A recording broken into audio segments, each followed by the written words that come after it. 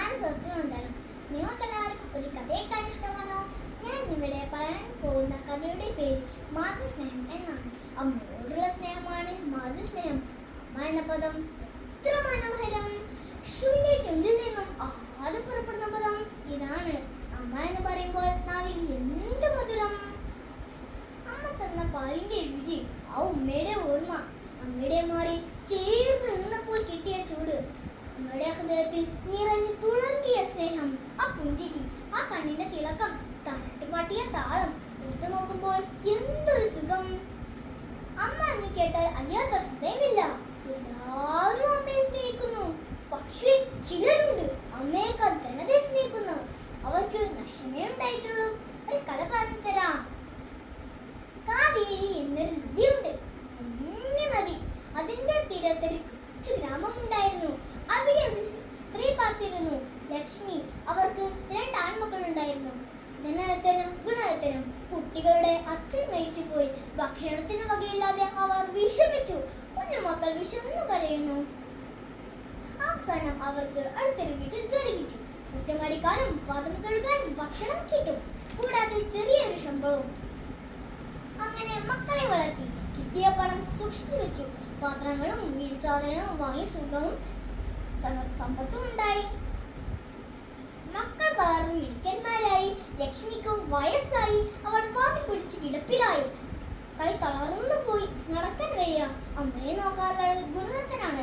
ധനദത്തൻ അത്ര ശ്രദ്ധിക്കാറില്ല. അമ്മയുടെ നോട്ടം ധനത്തിലായിരുന്നു. ഒരിക്കൽ കാവേരിയിൽ വെള്ളപ്പൊക്കം ഉണ്ടായി. ഗ്രാമത്തിൽ വെള്ളം ഇരച്ചു കയറി. ആളുകൾ വീട്ടുസാധനങ്ങൾ വാരിക്കെട്ടി അടുത്ത ഗ്രാമത്തിലേക്ക് ഓടിപ്പോവാൻ തുടങ്ങി. ഒരു വനത്തിനപ്പുറമായിരുന്നു മറ്റേ ഗ്രാമം. ധനത്തിന് വിലപിടിപ്പുള്ള സാധനങ്ങൾ വാരിക്കെട്ടി. എന്നിട്ട് ആലോചിച്ചു, അമ്മയെ കൊണ്ടുപോകണമെങ്കിൽ സാധനങ്ങൾ ഉപേക്ഷിക്കണം. അത് സാധ്യമല്ല. നടക്കാൻ വയ്യാത്ത അമ്മ ചാകാണ് ചാവട്ടെ. ധനത്തിന് നിർത്തൽ പൂന്തച്ചുമട് കഷ്ടപ്പെട്ട് തലയിൽ കയറ്റി. അമ്മയുടെ നേരെ തിരിഞ്ഞു നോക്കാൻ ധൈര്യമില്ല. വേഗത്തിൽ നടന്നു. അമ്മ കണ്ണീരോടുകൂടി നോക്കിക്കൊണ്ട് കിടന്നു.